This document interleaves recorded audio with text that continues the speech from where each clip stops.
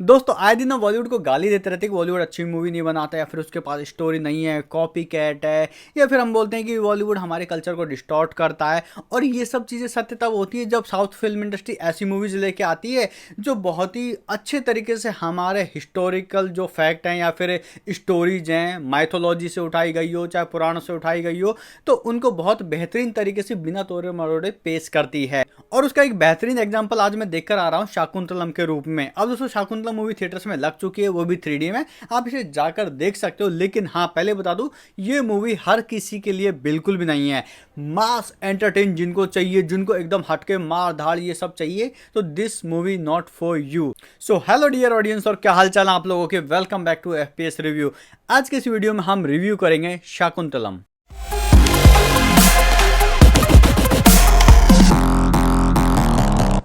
Shakuntalam genres के अनुसार तो ये एक रोमांटिक ड्रामा फैंटेसी है, लेकिन ये एक माइथोलॉजिकल रोमांटिक ड्रामा है। और वर्ल्ड की सबसे मस्त लव स्टोरी इसमें हमको दिखाई गई है, जिसको लिखा था कालिदास ने उस टाइम पे। एंड कालिदास के द्वारा लिखित शाकुंतलम जो कि संस्कृत स्क्रिप्ट में था, उसको पैन इंडिया लेवल पर हमारे सामने मूवी के रूप में प्रेजेंट किया है गुणाशेखर ने, जो कि इस मूवी के डायरेक्टर हैं। एंड इस मूवी में हमको एक्ट्रेस के तौर पर समांथा प्रभुरुद्र, जो कि कमाल की एक्ट्रेस हैं, बहुत सुंदर है। एंड एक्टर के तौर पे हमको देवमोहन इस मूवी में देखने को मिले हैं। शाकुंतलम यानी शकुंतला का किरदार निभाया है समांथा प्रभुरुद्र ने, एंड देवमोहन ने निभाया है राजा दुष्यंत का किरदार। अब बात करते हैं मूवी की विस्तार से, मूवी किस बारे में है और मूवी कैसी है। तो सबसे पहले बात करें शाकुंतलम की स्टोरी की, तो भाई साहब स्टोरी यहाँ पर कालिदास जी की है।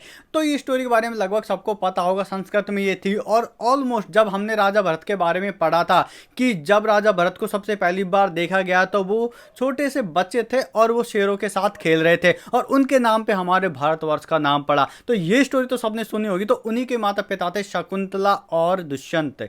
और इस मूवी में हमको शकुंतला और राजा दुष्यंत की स्टोरी के बारे में ही बताया गया है, उनकी लव स्टोरी के बारे में कि किस तरीके से यहाँ पर राजा दुष्यंत शकुंतला को मिले, उसके बाद में उनमें प्रेम हुआ, उसके बाद में विरह हुआ, क्या कुछ हुआ, ये सब हमको इस मूवी में देखने को मिलता है। फिर भी मोटा मोटी स्टोरी का आइडिया देता हूँ। यहाँ पर शकुंतला होती है, वो मेनका की बेटी होती है, जो कि पहली विश्व की मतलब संस्कार की पहली ऐसी लड़की होती है जिसको ठुकराया जाता है। उसके बाद में उसको ऋषि मुनि पालते हैं, और वहां पर जब वो बड़ी होती है तो उनकी भेंट होती है राजा दुष्यंत से। फिर राजा दुष्यंत उनसे गंधर्व विवाह करते हैं, और उसी गंधर्व विवाह और प्रेम काल के दौरान शकुंतला का गर्भधारण हो जाता है। उसके बाद में राजा दुष्यंत अपने धर्म के लिए वो अपने महल जाते हैं, क्योंकि उनको एक युद्ध लड़ना होता है। लेकिन वो यह वचन दे के जाते हैं शकुंतला को कि मैं जरूर आऊंगा, सारे जितने भी मान सम्मान औपचारिकता हैं उनके साथ मैं आपको लेने जरूर आऊंगा। और उसके बाद में राजा दुष्यंत वहां से प्रस्थान कर जाते हैं, और प्रस्थान करने से पूर्व वो अपनी अंगूठी होती है वो प्रेम निशानी के तौर पर शकुंतला को देकर जाते हैं। और उसके पश्चात दिन हफ्ते महीने गुजरते रहते हैं, और शकुंतला हर एक दिन राजा दुष्यंत को याद करती हैं, उनका इंतजार करती हैं। एक दिन वो इसी तरह से इंतजार में बैठी रहती हैं और मन में बहुत ख्यालों में डूबी रहती हैं। और उसी समय ऋषि दुर्वासा आते हैं और शकुंतला को आवाज देते हैं, लेकिन शकुंतला ख्यालों में खोई होती है राजा दुष्यंत के। इस वजह से उनका ध्यान बिल्कुल भी नहीं जाता है। ऋषि कई बार आवाज देने के बाद भी उनका ध्यान बिल्कुल नहीं जाता कि कोई मुझे पुकार रहा है। इसी वजह से दुर्वासा गुस्सा होकर उनको शाप देता है कि जिनकी स्मृतियों में तुम खोई हुई हो वो तुम्हें भूल जाएगा, तुम्हारी जितनी भी स्मृति है तुम्हारा प्रेमी भूल जाएगा। और ये श्राप देकर वो चले जाते हैं। और उस श्राप का एक उपाय होता है, वो आप मूवी में जाकर देख लेना, पूरी स्टोरी थोड़ी सुनाऊंगा। और उसके बाद में राजा दुष्यंत को शकुंतला के बारे में याद रहता है नहीं रहता, ये सब आप मूवी में जाकर देख लेना। मतलब सेकंड हाफ की स्टोरी है, वो मैं आपको नहीं बताऊंगा, आपको मूवी में जाकर देखनी पड़ेगी। बाकी आप कालिदास की शकुंतला गूगल कर लीजिए या फिर स्टोरी गूगल कर लीजिए, मिल जाएगी। तो भैया ये था स्टोरी का मोटा मोटी अंदाजा। अब बात करते कि ये मूवी मुझे कैसी लगी, मेरा पर्सनल ओपिनियन क्या है, क्या ये मूवी आपको देखनी चाहिए या नहीं। तो मुझे ये मूवी पसंद आई। अगर मूवी को देखा जाए उस पौराणिक कथा के तौर पर, खासकर इस तरह की स्टोरीज पर वैसे मूवी बनती नहीं है, तो मैंने इस मूवी को आराम से एंजॉय किया, मुझे वैसे कोई दिक्कत नहीं हुई। लेकिन अगर कमियां निकालने लगे तो वैसा कमी तो बहुत है, लेकिन फिर भी अगर स्टोरी को लेकर चले तो स्टोरी वैसे भी ऑलरेडी जानी हुई है। लेकिन जिन्होंने ये स्टोरी के बारे में नहीं पता, शकुंतला और दुष्यंत की जो लव स्टोरी थी, राजा भरत मतलब जो बचपन में शेरों से खेलते थे उसकी स्टोरी क्या है, तो वो अगर आपको नहीं पता तो ये मूवी आप देख सकते हैं। और खासकर आप पौराणिक कथाओं में इंटरेस्टेड तो आप ये मूवी जाकर एंजॉय कर सकते हैं। लेकिन दोस्तों अगर आप शौकीन है एकदम मास मसाला वाली मूवी के, तो वैसे ये मूवी आपके लिए बिल्कुल भी नहीं है, क्योंकि ये मूवी आपको स्लो फील होगी, क्योंकि मूवी 2.5 घंटे की है तो आपको ज्यादा लंबी लग सकती है। बात करें मूवी के विजुअल्स की, अगर शिकायतें करना छोड़ दे तो भाई साहब मूवी काफी सुंदर दिखती है। From frame first to last तक यहाँ पर जितनी भी लोकेशंस दिखाई गई हैं या फिर जो जो हमको देखने को मिलता है, वो घना सुंदर वन जिसमें बैठी हुई शकुंतला, उसके आसपास हिरन मोर जिनसे वो बातें करती रहती है, वो झरने, तो जो ब्यूटी, जो एक सीनरी टाइप का बड़ा सा चांद और एकदम पेंटिंग टाइप का दिखता हुआ जो भी विजुअल्स हैं वो काफ़ी खूबसूरत हैं। मतलब आप एकदम मंत्रमुग्ध हो जाओगे। खासकर यहाँ पर जिस तरीके से समांथा यानी शकुंतला का इंट्रो होता है वो काफ़ी खूबसूरत तरीके से दिखाया गया है। समांथा एकदम खड़ी हुई है और उसको चारों तरफ से तितलियाँ घिरी हुई है। ये सीन थोड़ा सा लंबा चलता है पर देखने में एकदम मनमोहक जैसा लगता है। कुल मिला के पूरी मूवी में हमको नेचर यानी प्रकृति जिस खूबसूरती से दिखाई गई है वो एक्चुअल में काफ़ी अच्छी लगती है। हिमालय हो, चाहे वो हरे भरे घने जंगल हों, नदियाँ हों, whatever we see in this movie is very beautiful. लेकिन कमी कहाँ रहती है? कमी रहती है दोस्तों यहाँ पर वीएफएक्स एंड सीजीआई में, क्योंकि जो भी चीज़ हमको दिखती है, जो विजुअल्स हैं वो नोटिसेबल है। खासकर जितने भी एनिमल्स यहाँ पर सीजीआई से क्रिएट किए गए हैं वो हमको काफ़ी नोटिसेबल या फिर काफ़ी मतलब फेक फेक टाइप के लगते हैं। जैसे कि यहाँ पर शुरू में एक शेर, गाँव पर शेर, वो चीतों का झुंड जो भी अटैक कर देता है, तो वो जिस तरीके से एक तो एफपीपी मोड मतलब फर्स्ट वाला जो मोड होता है, सिर दिखाते हैं शेर का और वो पूरा भागता रहता है, इस तरीके से दिखाया जाता है। तो या तो उनको बिल्कुल क्लियर नहीं दिखाया गया और दिखाते हैं तो मतलब वो ज़्यादा मूविंग मोड में नहीं दिखाया गया। जैसे सफ़ेद चीता जो दिखाया गया है वो आता है तो वो चलते समय उसका वो फील आता है कि ये हाँ यार कुछ तो लोचा है टाइप का। तो इसका सीजीआई और वीएफएक्स है वो बहुत ज़्यादा नोटिसेबल है। लेकिन फिर भी आप मूवी की स्टोरी के अकॉर्डिंग इसको लेके चलोगे, इसको इग्नोर करोगे तो ये सब चीज़ें आपको खूबसूरत दिखेंगी मूवी के फ्रेम के साथ। उसके बाद में बात करें यहाँ पर म्यूजिक की, तो मूवी में 5-6 गाने हैं। इंटरवल से पहले 3 गाने आते हैं, उसके बाद में भी 2-3 गाने आते हैं। तो मुझे गानों में इतनी समस्या एक्चुअल में नहीं हुई। हालांकि गाने मतलब उतने अच्छे थे नहीं, लेकिन फिर भी मुझे उतनी ज़्यादा समस्या नहीं हुई।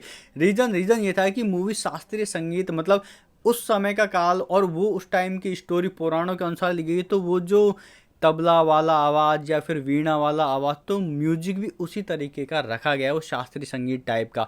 तो मैंने तो वो कम से कम इंजॉय किया, मेरे को वो बढ़िया लगा। इवन जो बीजीएम वो भगवान की पौराणिक कथाएं अपन टीवी पे नहीं देखते थे, चाहे महाभारत हो, रामायण, उसमें वो जो भी चलता रहता था। इवन शक्तिमान में जो गुरु आते थे तो वो चैंटिंग सा चलता रहता था, उस टाइप का यहाँ पर बैकग्राउंड म्यूजिक यूज किया गया है। वो मुझे ठीक लगता है क्योंकि जिस तरह की ये स्टोरी है जहाँ से उठाई गई है उस पर ये सूट भी करता है। और इसी चीज़ को आप कमी में भी गिनना चाहो तो आप इसे कमी में भी गिन सकते हो। तो ये प्रेजेंटेशन एक ऐसा प्रेजेंटेशन था, इसको आप अच्छी भी बोल सकते हो और आप खराब भी बोल सकते हो, डिपेंड करता है नजरिए पे। एंड टू बी ऑनेस्ट बताओ तो मैं खुद कंफ्यूज हूँ कि मुझे मूवी काफ़ी ब्यूटीफुल भी लगी लेकिन वहीं पर काफ़ी कमियां भी लगी। अब बात करते हैं यहाँ पर एक्ट्रेस एंड उनकी परफॉर्मेंस की, वो काफ़ी इंपॉर्टेंट होती है। तो समांथा एज शकुंतला उन्होंने बहुत अच्छे से काम किया है।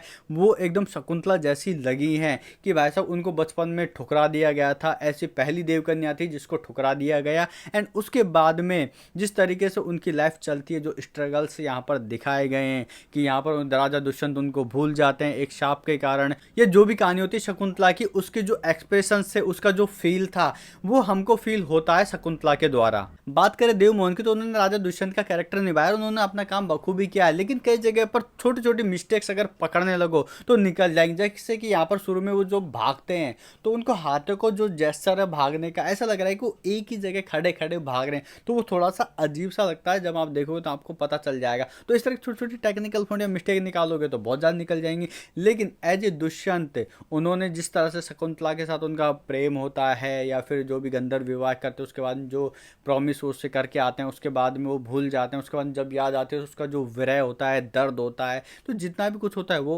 एक्सप्रेशन, वो जो फील है उनमें काफ़ी अच्छी तरीके से निभाया है। तो बात करें ऑल ओवर मूवी की, क्या ये मूवी तुमको देखनी चाहिए? नहीं तो मैं एक ही बात बोलूंगा कि मैं अगर इस मूवी को बोलूँ तो मैं इस मूवी को तो 4 भी स्टार दे दूँ, कोई फर्क नहीं पड़े, क्योंकि मूवी मुझे तो काफ़ी सुंदर लगी और मैंने एंड तक देखी अगर कमियां ना निकाले तो। लेकिन हाँ, इस मूवी को थोड़ा छोटा किया जा सकता था और इसका सीजीआई या फिर इसका जो वीएफएक्स जितना भी है, ये खासकर विजुअल्स को, इसको थोड़ा सा नीट और शार्प किया जाता तो ये मूवी और भी बेटर हो सकती थी।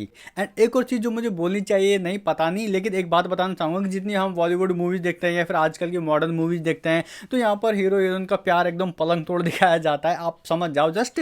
लेकिन यहाँ पर हमको वो कामदेव वाली चीज़, उसको जिस तरीके से दिखाया गया है वो आपको महसूस भी करा देगा, लेकिन हाँ उस सीन की मर्यादा और पवित्रता भी रहती है। That is so beautiful. तो दोस्तों शकुंतला मूवी को मैं ना तो बहुत ज़्यादा अच्छा ना बहुत ज़्यादा बुरा बोलूँगा, क्योंकि मुझे तो एक्चुअली मूवी पसंद आई। मैं तो इसको 4 स्टार भी दूँ, मुझे कोई दिक्कत नहीं है। लेकिन अगर बहुत डेप्थ में देखें, चीज़ों की कमियाँ निकाल के देखें, स्टोरी सबको मिला के देखें, तो फिर मूवी में थोड़ी बहुत कमियाँ अपने आप नज़र आ जाएंगी। तो मैं इस मूवी को उन सब चीज़ को ध्यान में रखते रेटिंग दूंगा 3/5।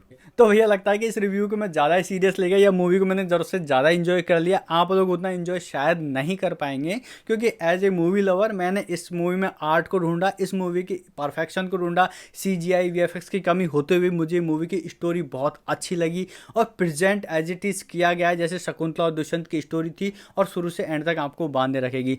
3D थोड़ा सा मुझे वीक लगता है, PVR का हो चाहे किसी का भी हो, चश्मा लगाने के बाद वो थोड़ा सा ब्लरी और थोड़ा सा काला काला हो जाता है, तो उससे मतलब थोड़ा सा मजा बिगड़ जाता है। बाकी दोस्तों अगर मेरा रिव्यू वीडियो पसंद आए तो वीडियो को लाइक कीजिए, दोस्तों के साथ शेयर कीजिए, चैनल पर नहीं तो चैनल को सब्सक्राइब करना ना भूलें, साथ में नोटिफिकेशन पाने के लिए बेल आइकन जरूर दबाएं। मिलते हैं अगले वीडियो में, तब तक के लिए जय हिंद, वंदे मातरम।